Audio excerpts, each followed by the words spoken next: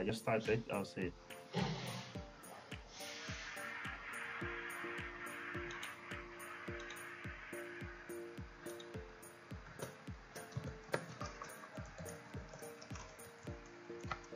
Yeah, okay.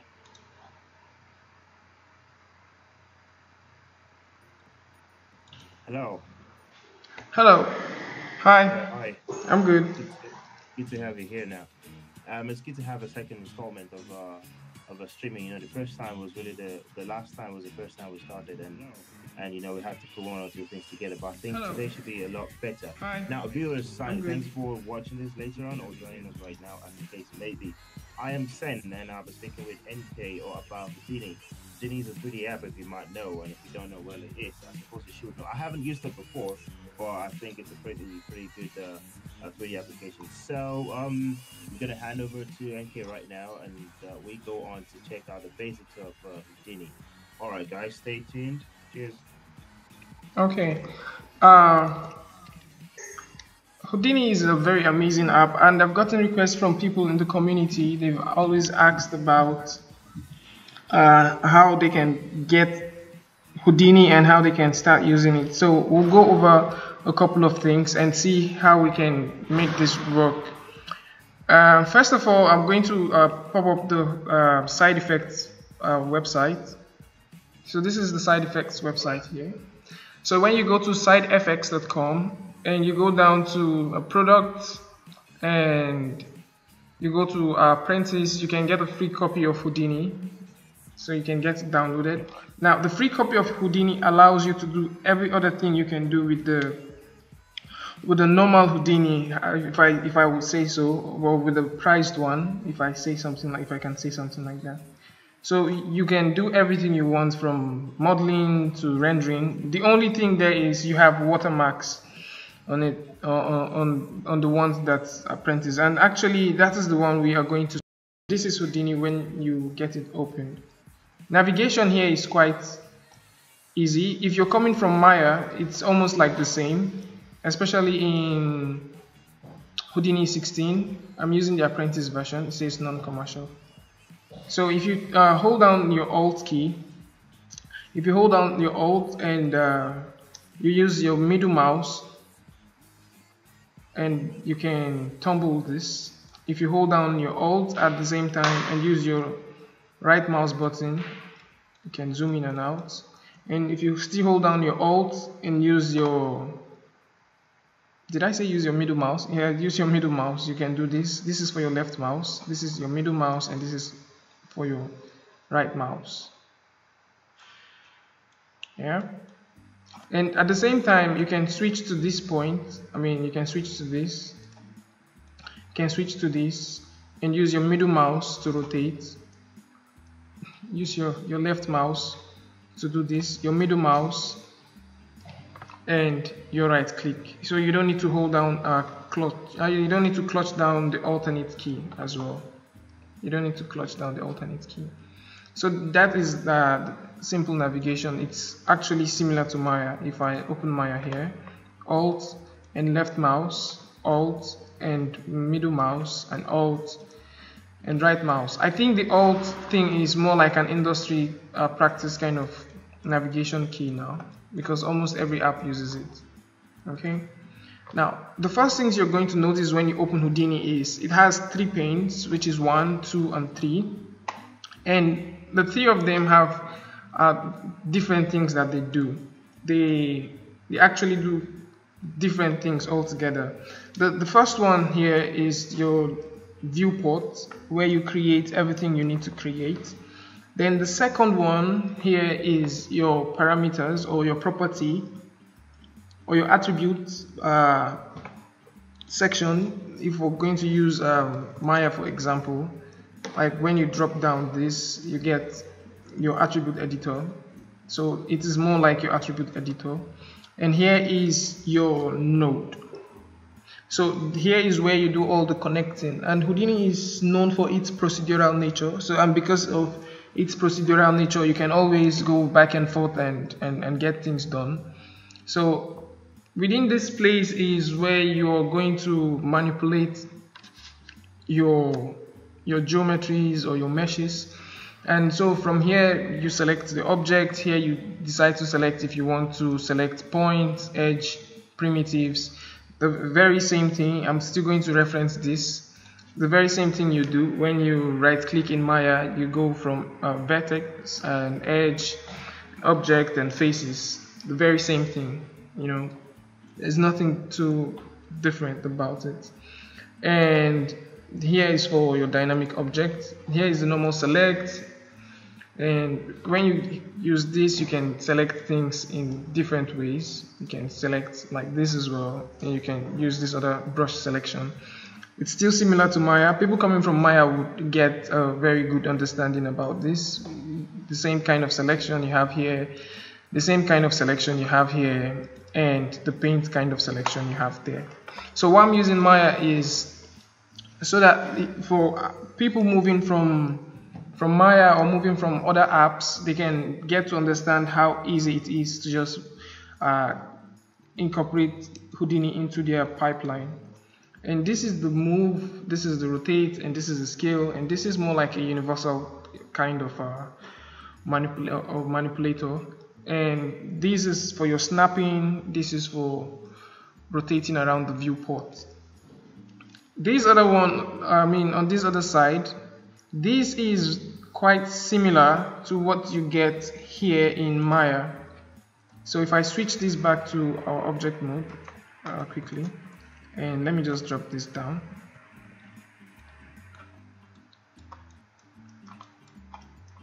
If I switch, let me take this off. Yeah.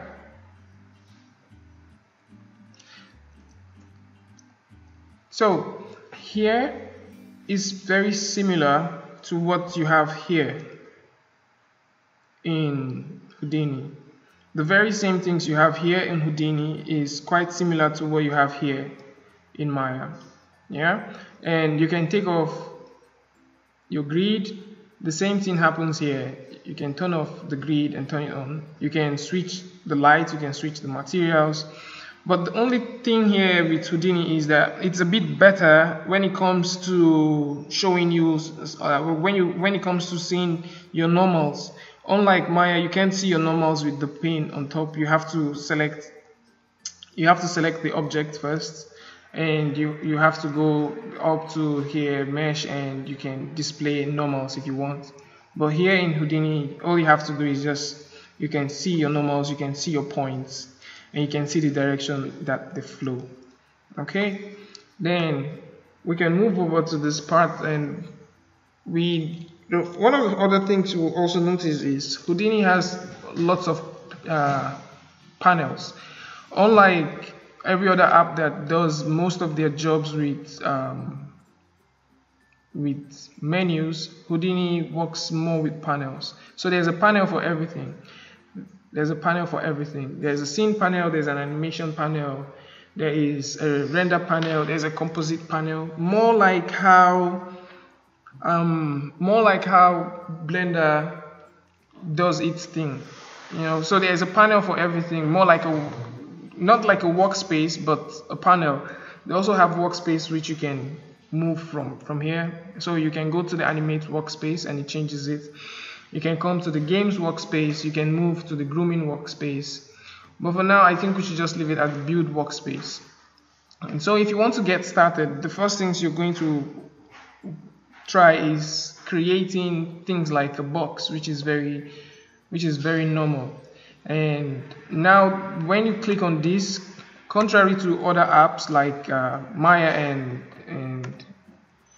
and Cinema and 3D Max, if you notice, when you click on a box, automatically the box is here. But in Houdini, the box doesn't just happen like that. When you click on the box, let's say we click on this box, we need to position this box here, or we press enter for the box to appear in the middle. Yeah? All right. And once we do this, one of the things everyone is going to expect, especially when you're coming from an app like 3D Studio Max, is where is my modifiers. And if you're coming from an app like Maya, the first thing you're going to do, actually the first thing I did when I came into Houdini was I right clicked and I started looking for how I would navigate around this and create something, you know, because in Maya all you have to do is right click on this, select a face, and you've started doing something already, you know, quite easy and fast. But in Houdini the workflow is totally different. The workflow is totally different. So you have to go into it before you can edit whatever you want to edit. This is how you work here in Houdini. And by the way, the same way you work on this, the same way you navigate here by holding the Alt or holding the space bar or using this is actually the same way you navigate here. So I'm going to double click and go into my geometry. So the way I want anyone that's watching this to understand how Houdini works is think of it like a house. Say you want to build a house, yeah? You need to first of all get the concept of what the house needs to look like. Then you open the door and go inside to start building the house. So say I want to do something with this box. First of all, I need to go into this box before I can start doing anything I want to do with the box. Yeah, that's how Houdini works. Yeah, and you will notice automatically that once I select this, I'm going to see the properties here. And another thing you will notice is it's a bit different when I'm here and when I'm here. So inside the object node, I can see the trees. I can see the tree, which is very similar to what we have here in Maya as outline, and it's also similar to something that exists in Cinema and in Blender and in 3D Studio Max. So here is like your outline, so you can see everything that you have. And also Houdini comes with Houdini has other sections as well. So here we have the object part. This object part is referenced to as SOPs, which is surface operators. And you can go to other parts from here, and if you click on this, you can go to the image, you can go to the channels, you can go to the material, you can go to the shop, which is your shading operator, and you can go to vex. The out is like when you want to render out, and it's referenced to as ROPs and so on. And if we are inside here, the first thing we may want to do is to add a transform node. Now, does it mean you cannot transform this? You can actually transform this, but with the transform node, it's quite advisable you use the transform node before you make any sort of transform, so that you can always go back to what you have initially. So this is it, and once you put your transform node, you can get this. Yeah. Then say we want to add something else, because right now we can start modeling, we can start doing anything we want. So say we want to blast, or should I use the word delete? Okay, let's say blast. If say I want to delete a certain part of this, it's going to be easy if you just put the blast and do that. But what if we want to just delete certain parts of the box? We don't want to delete all of the box. It's another way we can do that is if we turn this on. Once we turn this on, this is for the normal, sorry. Once we turn this on, we can see the numbers that each of these faces is assigned to. So here we have 1, 2, we have 0, we have 3, we have 5. So if I come to my blast here, sorry, if I rewire this and come to my blast, and I put something like 1 and press the enter key, sorry, if I put something like 1 and press the enter key, you notice that 1 is out.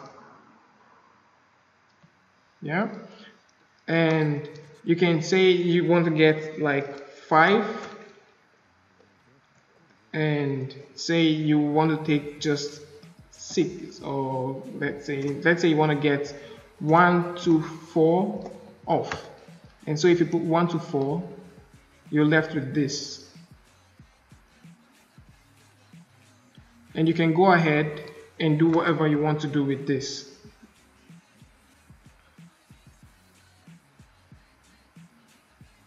Okay, 1 minute.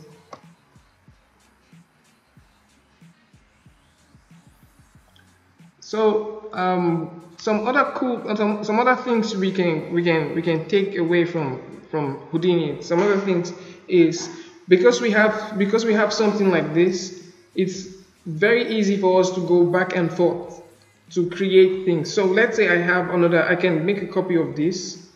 I can make a copy of this blast and decide that I don't want the other part that's deleted to be deleted. Let's say I want to create something and I want to flip what I have. I can just say delete not selected, and we have the previous ones. The previous ones are deleted. Yeah, the previous ones are deleted. So we can switch back and forth to these guys. And some other cool features that, I mean, actually one of the main things that's a giveaway from here is you can just simply start a project, close it, come back tomorrow and make another decision, and come and you know, once you make another decision and say this stuff I did yesterday I don't think is so cool, I want to change something, you don't have to rebuild the whole thing from the beginning again. All you need to do is just maybe put 1 or 2 things together, and you have your, let me stop this, and you have your stuff back. Okay, so we have a box. We can now create a sphere right inside here with this. We can create a sphere from here, and let's change this sphere to poly mesh. And now you notice that we cannot see this sphere. We can't see the sphere because it is not selected. In the subs, you can only view one thing at a time. You can only view one thing at a time, especially if you're inside a geometry. You can only view one thing at a time. The only way you can view multiple things at a time is when you add the merge node. And if you've worked with say, if you've worked with Nuke or any compositing app like that, it will be very, very easy for you to relate to this. So when you put the merge node, you can have 2 things displayed at the same time. But without the merge node, you can only get one thing. You can only get one thing happening. So we can rewire. So we can rewire this to this. Let me delete the merge node. So we can rewire this sphere. So we don't want this box anymore. We just need the sphere to take the properties or to take the functions which we've added to the box previously. And so if we turn on this flag, you see it goes up 1 bit, and if we hit the blast, we'll see the parts that's been blasted. Did he cut that place open? Oh yeah, that was the blast thing he did. Yeah. Yeah. And if I revert this, we can get, if I revert this, we can get this.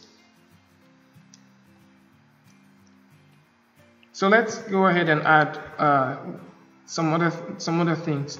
So if you want to use Houdini for, say, modeling, it's quite easy. You don't need to do everything as per, say, you don't need to do everything with the node. You can just simply, make use of the shelves here and create everything which you want. So I can come to Polygon and decide to extrude this. See, it says select this. I can select all of this and press the enter key and extrude, and whatever I do on the viewport automatically creates a node for that. So I can still say, okay, fine, let me switch back to this. I can still say fine, I want to create a bevel, and I can go ahead and select, all of this. Sorry. Right, can I ask a question there though? Yeah. Do you find modeling like easiest in Houdini versus what other 3D app? I modeling in Houdini, if it's procedural, then it's best you do it in Houdini. It's best you do it in Houdini. But if it's not procedural, as compared to all the other ones, you know. Yeah. No. In things like Blender and Max and Modo, I think it's faster for you to model there. But when you want to model some stuff like procedurally, you just can't. I mean, it's better you do it here in Houdini. Right. Yeah. And would you care to explain procedural to whoever may not understand it out there? Okay. What procedural modeling is simply this. It's simply what I'm doing now. So let's say we have. Let me take this off 1 minute. Let's say we have this which we've created already, and we're working for someone or we're working for a company. And the first time we created this sphere, we had a kind of commission, and they said we just need 1 to 4 of that sphere. And you know, if you create something like that in Maya, for example, and you do this, let's do this quickly. 1, 2, 3, 4, and you do something like this, and let's say we delete this part, and let me go ahead and select all of this and extrude this. So we're done with this. I'm just giving an example, and we save this. If we save this and we come back the next day, and our supervisor or someone or the art director comes and say, you know that stuff you made from 1 to 4, what if we can get it from 1 to 8? What if we can get from 1 to 10? In a very traditional modeling app, you have to go ahead and recreate this thing. In a traditional app, you have to go ahead and recreate this thing. But what procedural actually does is, here in Houdini, once he says he wants this 1/8, all you have to do is just change this to 8. And when you turn on the flag, you have 1/8. So if he says he needs 1/10, you have that. So and one other thing is, once we go ahead and put the poly extrude, let me put the poly extrude. Let me turn on the flag for the poly extrude as well. And so let's turn up the distance. If you look at what is going to happen, whatever I change here on the fly automatically happens. So say he comes back and say he needs just 1/8, or he says he needs 1/20. Whatever he wants, we can just get that working.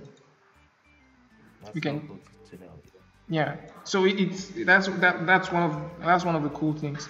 And more importantly is, if we have, let me go back to this 1/4 which I had before, and they say they don't need these in sphere. We actually need a box, and you know, we're wrong about it. We need a box, and we need the box to have the poly extrude, and we just need 1/4 of the box.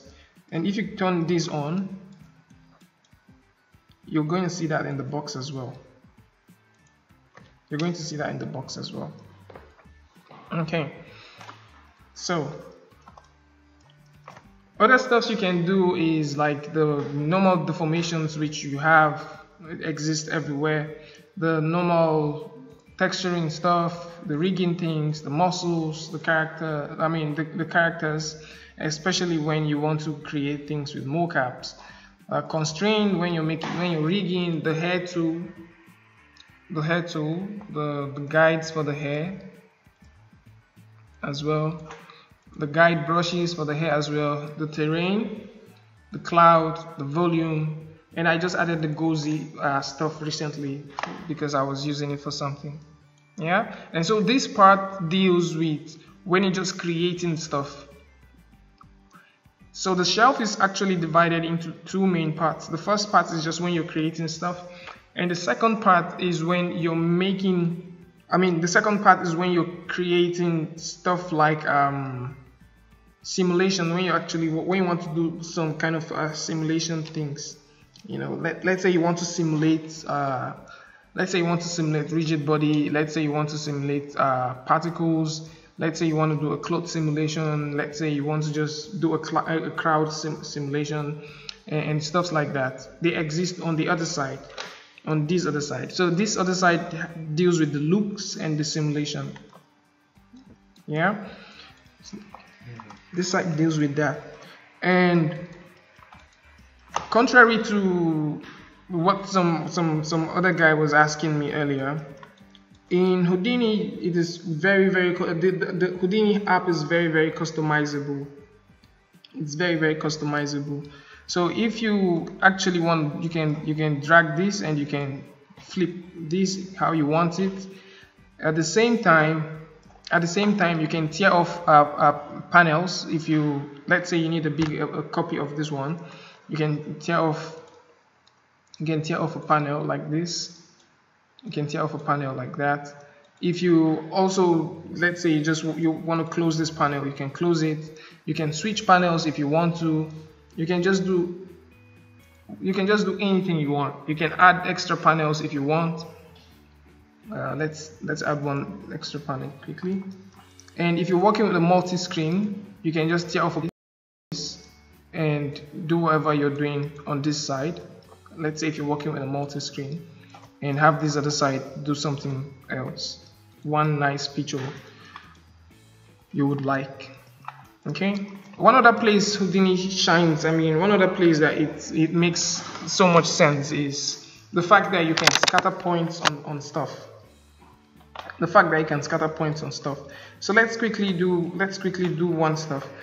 If you've been used to, say, if you've been used to Cinema or Mesh, and let's say you're into Mograph, it's gonna be quite easy for you to understand what we're going to do now.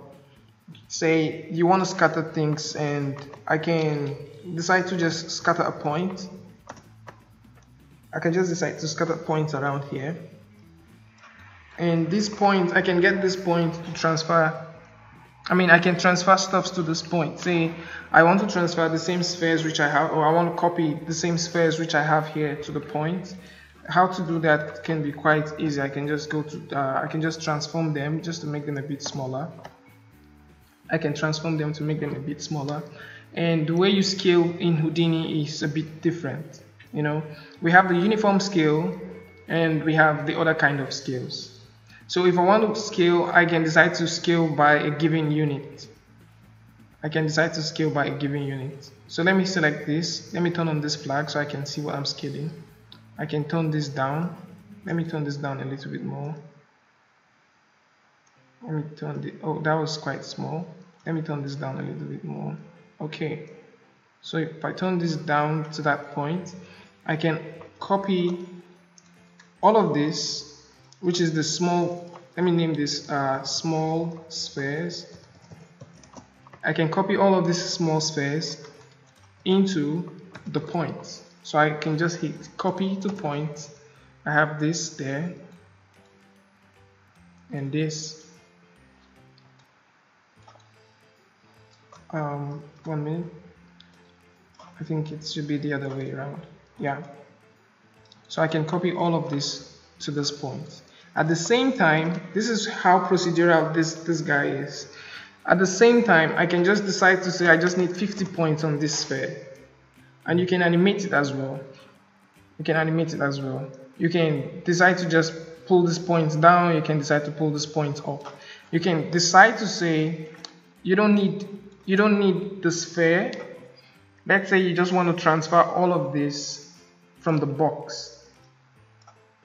And when you do that, automatically you have this. Let me turn off this grid for a while. You have this.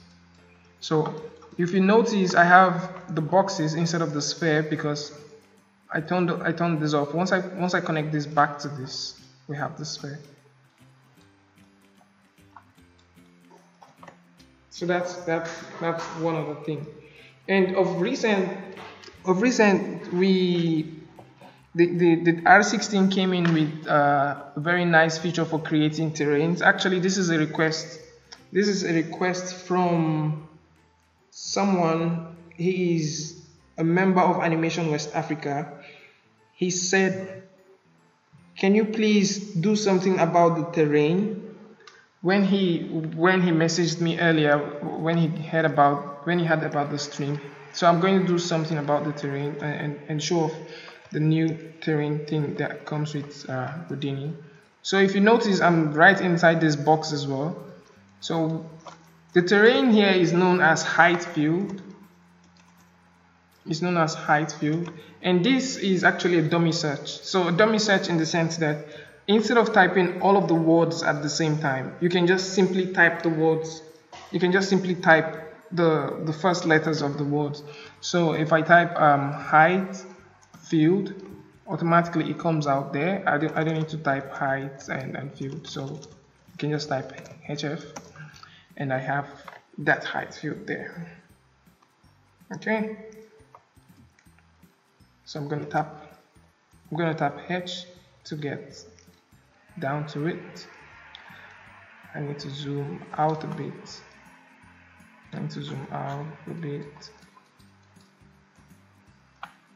Okay.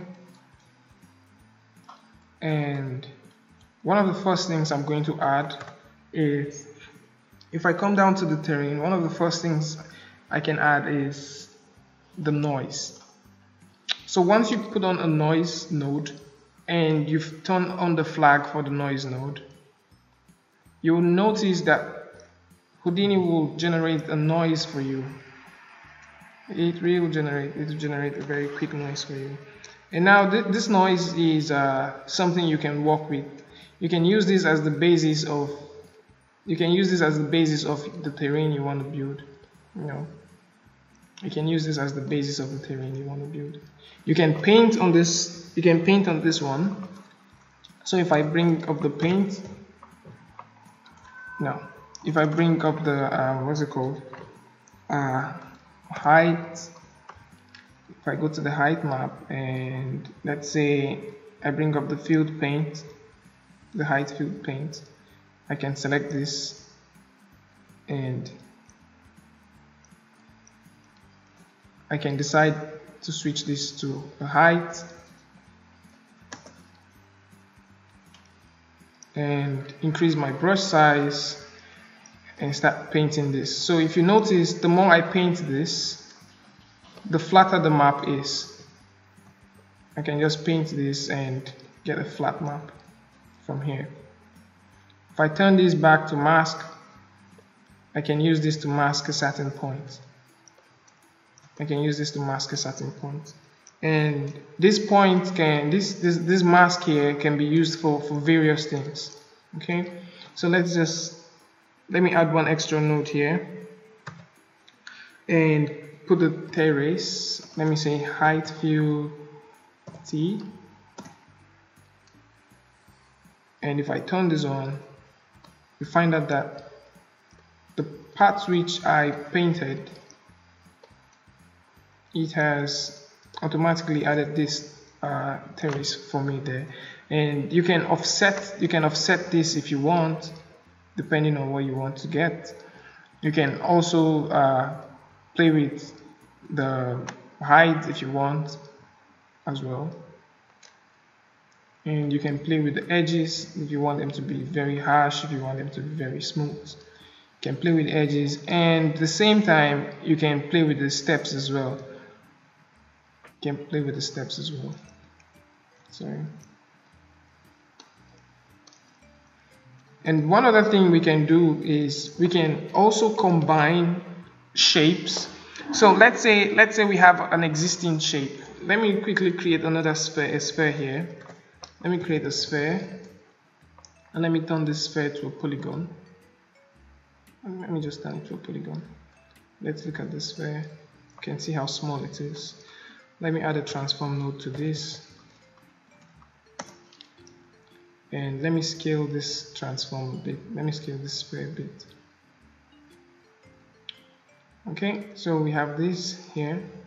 and let's say I want to add, let me go to my height field,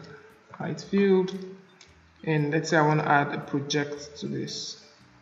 So I can drag this to this point and drag this to this point. And and if I turn on this flag, you can see that I can project this sphere, I can project this sphere to the height map. Oh, okay. I can project this. So whichever height is the sphere taking over right now? Is it the highest point or what? Where the sphere exists, like if I come down to my what's it called, my transform, and I increase this. Right, okay. You see what happens? Once I just go ahead and increase this, it just exists as part of the terrain.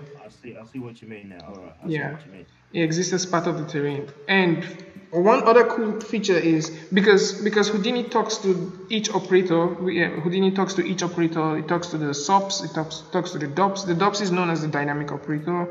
It talks to every operator you have on existing within Houdini. We can go ahead and add. Let's say, a deformer. Let me expand this.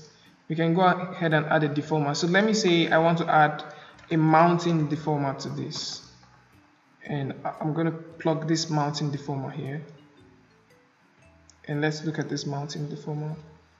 It's not deforming this, so let me switch this to that. Okay, so if I go ahead and plug in this mountain deformer, and I'm trying to see if we can get this to react. Use the Y key, click and drag to cut this off. Okay, so let's see.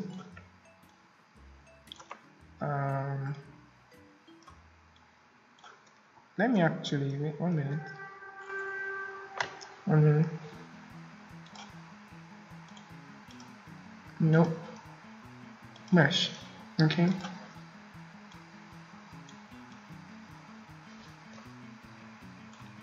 Now the mountain deformer doesn't do that. It doesn't do that. Okay.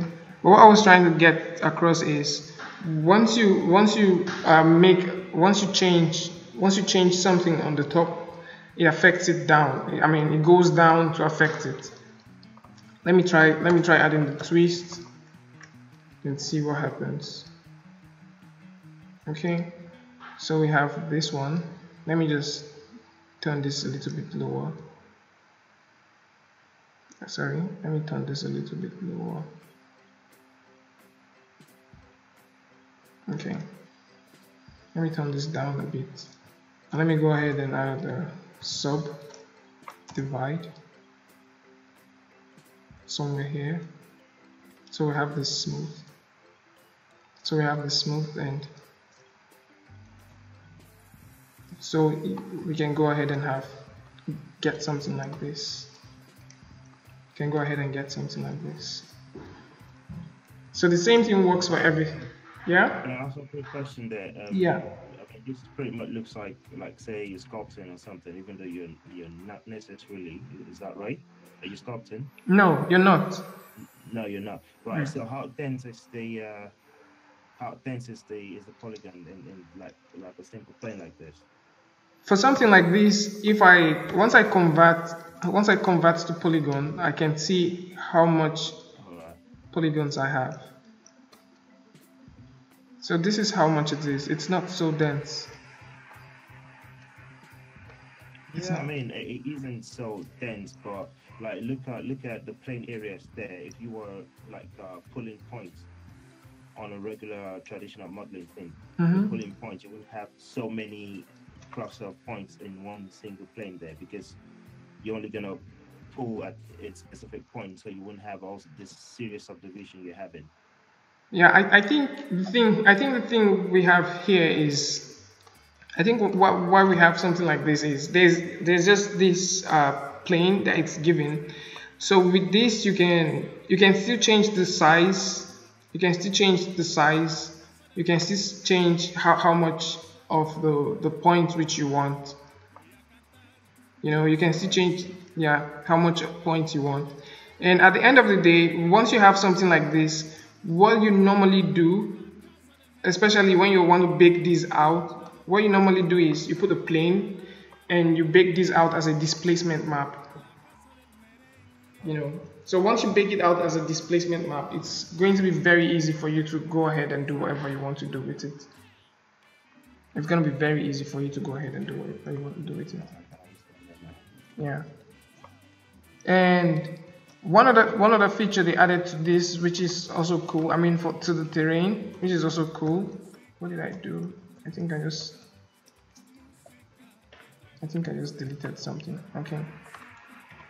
One other feature they added to this is they added the height field erosion thingy, so you can actually just have some kind of erosion happening.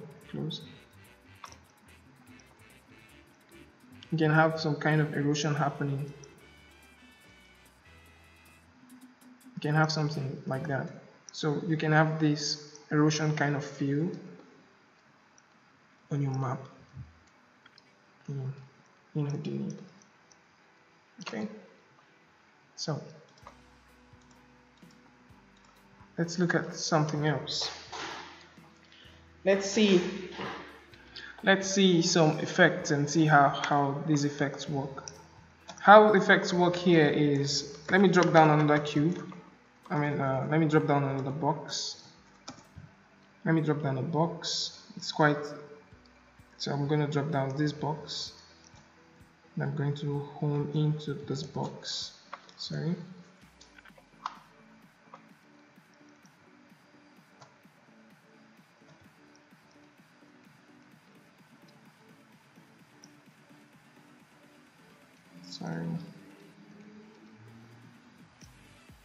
Okay, so let me just turn this on.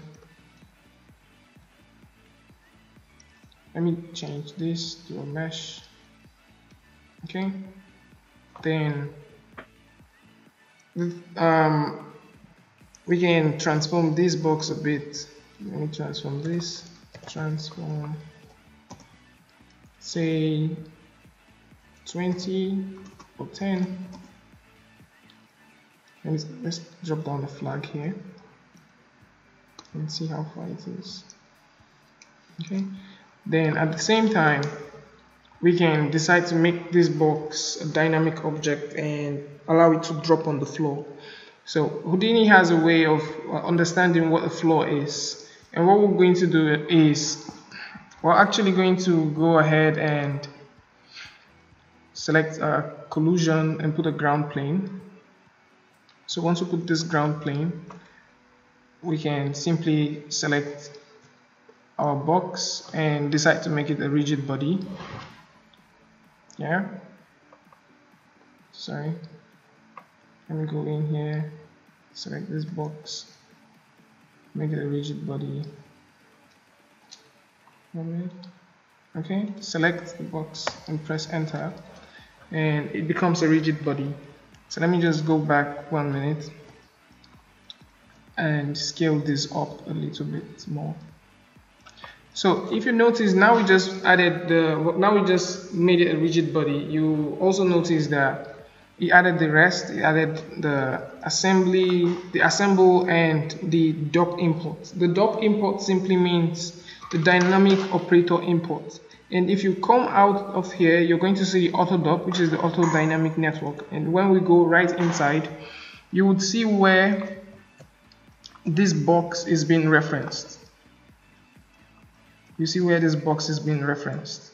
So we have one here, we have another one here. This is our plane, this is our box, and this is how it's merged to the rigid body solver. And here we have the gravity and so on. So once we turn this, let me turn this on and let's press play. Our box comes to the ground. Every other thing that has to do with this box working, this box shattering, or the speed at which the box comes to the ground exists here within the rigid body. And if you want to work on the gravity, you can also work on the gravity here. But within the rigid body here, we can change whatever we want to change how the box reacts. We can change how the box reacts. We can change how much energy the box has when it's traveling from whatever height it is and down. The same thing happens if we want to shatter this object as well. If we want to shatter this object as well, it's quite easy for us to go ahead and just shatter the object. We can just add a Voronoi fracture, and once we attach that here, sorry, we have a broken link.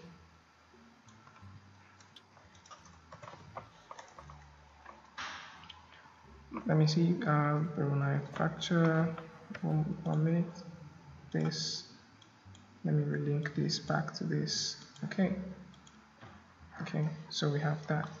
So let's press play one more time. Sorry, I have to go back. Select this.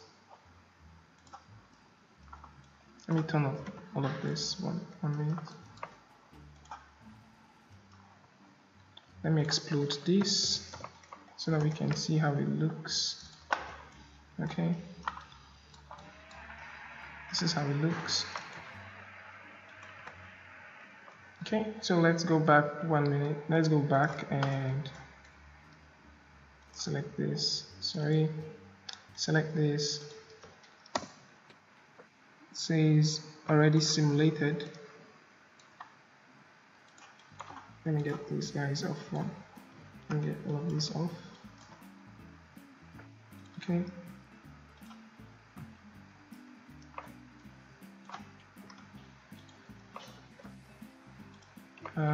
Okay,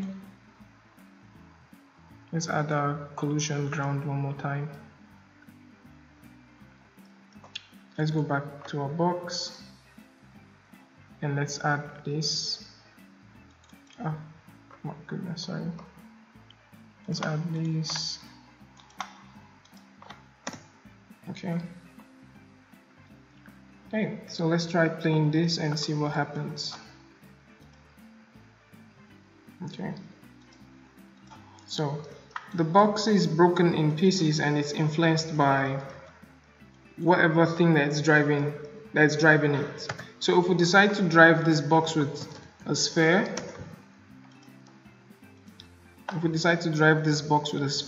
say a mesh, I'm gonna just pull this up and position this right here.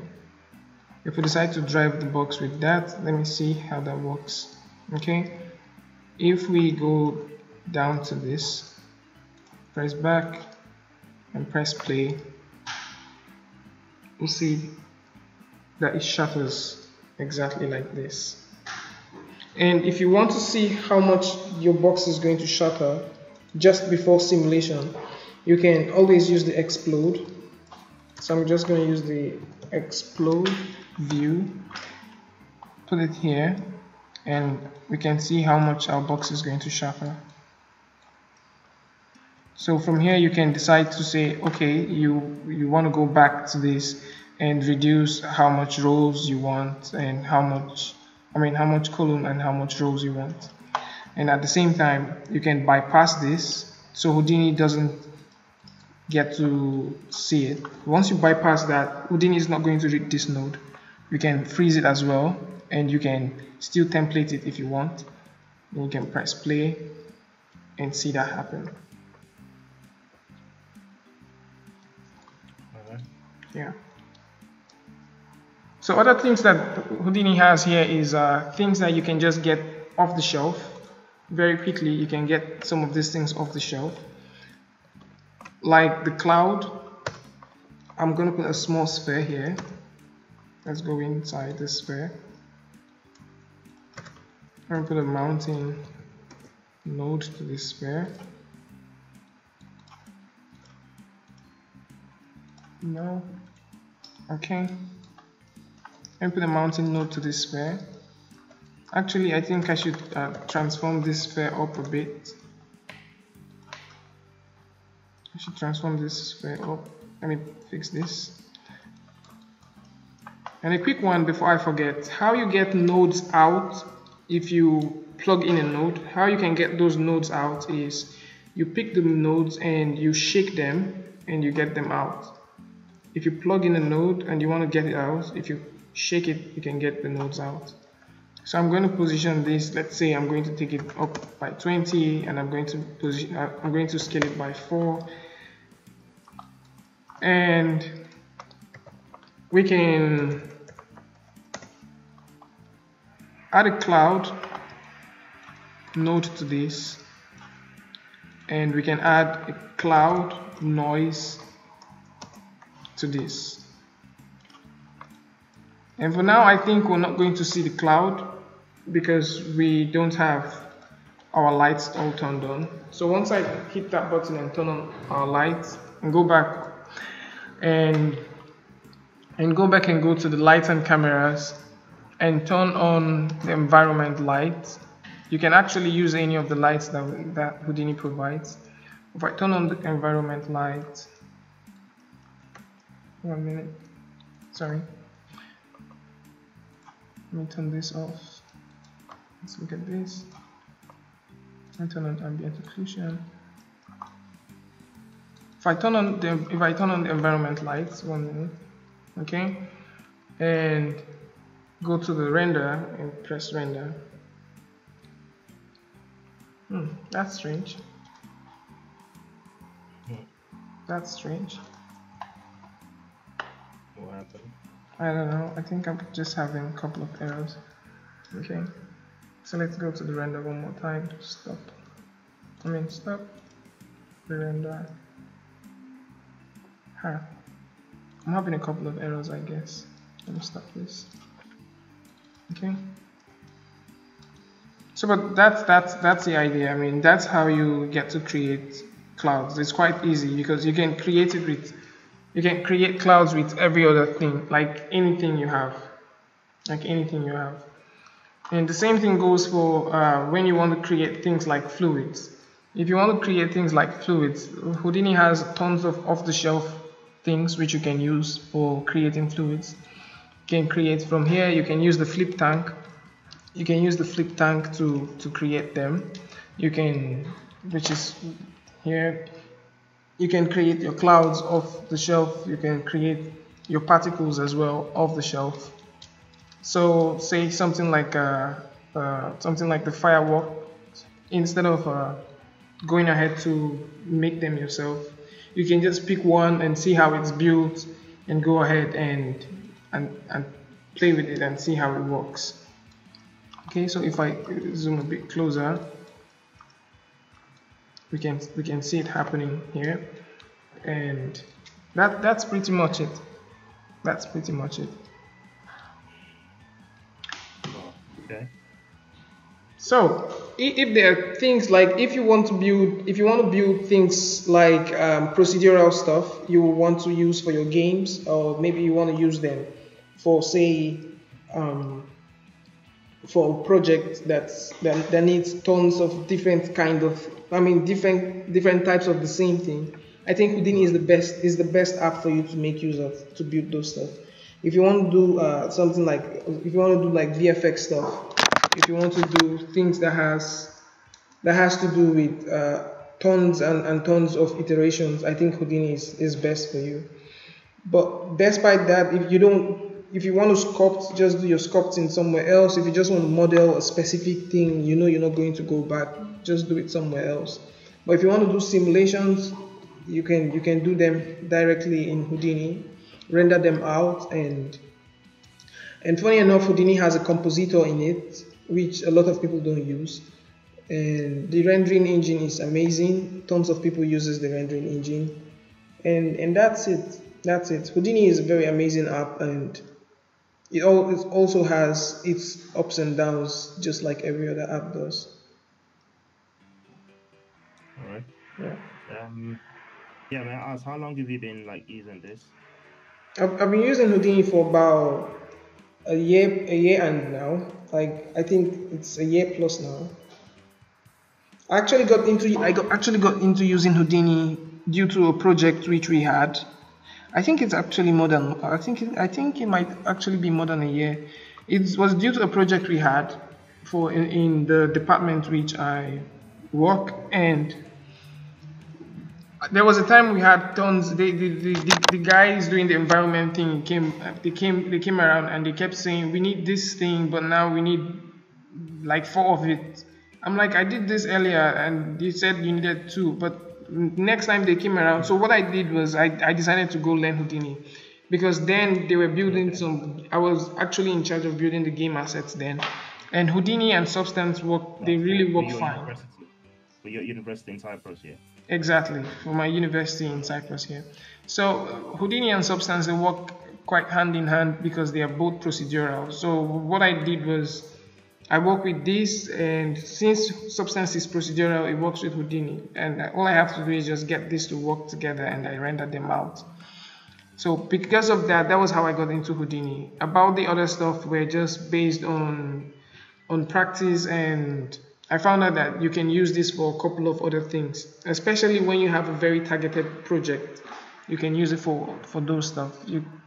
So that was just it. That's just it. Alrighty. Uh, right. We are just about just 5 minutes or less, under an hour. I don't Okay. think we're gonna stay this long, but it gets interesting when you're looking into something this intelligent like Houdini. I never looked into it before today, so I'll probably look over this video myself and then have more questions coming up in my mind. Okay. But yeah, I mean, thanks for your time. Is it about time to round up, or you got something more to drop in? Now, one of the things I think I didn't get to say is in R16, Houdini R16. Yeah, in Houdini 16, I said R16 was remembering cinema. In 16, there is a hotkey, or should I say like a shortcut, more very similar to this which we have in Maya. In Maya, when you tap your spacebar, you get all the hotbox comes out like this. But Houdini added something like that. So once you tap, say like the X, this for the snapping comes up. If you tap the C, this pops up. If you tap what's it called? I think they just have for these ones. So when you tap this, you can go ahead and create stuff with it. So you can also decide to move to build, and from build you can switch to a specific one. So if I move from this, actually if I move from the build and come here and move down to poly modeling, once I tap the C, everything that has to do with poly modeling is what pops up for me. If I tap the V, everything that has to do that I need to use the view for poly modeling is what pops up, and the same thing goes around for the crowd as well. You see, for the crowd, I get my ragdolls and bake agents and stuff like that. And once you're done with whatever you're creating in Houdini, the one of the best ways you can export your stuff is, let me just put this tiny box one more time. One of the best ways you can export your stuff is just go inside, right click and save geometry. That's how you export things out of Houdini. You can still go ahead and go through all this, but I actually found this quite better to export your stuff. I actually find exporting your stuff quite better when you do it this way. All right then. Yeah, that's it. Well, well, 58 minutes and 45 seconds, just under an hour, few seconds more. Well, it's about time to just actually wrap this up. So people who want to browse through don't spend a whole, well, they're gonna spend a whole 1 hour listening anyway. Obviously, maybe subsequently we could try and cut it shorter. I'll make it into a series. One Okay. and two, parts one and two. But yeah, I Yeah. just want to say thank you to you for this time. Thank Thank you you. to everybody who's listening. I hope people can learn more from this. Please share this. It's the Animation West Africa Foundation, or AWA Foundation, and on Facebook is the Animation West Africa Network. Share this, spread it around, learn more. Come back next time, and you subscribe to this channel so you can have a notification when there's going to be a streaming next, which is going to happen more frequently anyway. And yeah, just want to say thank you guys for being there. Thank you to the man who's taking us through, NK, and of course, thank you to myself. Well, have a great evening or have a great day, wherever part of the world you are. Cheers, all guys. Cheers.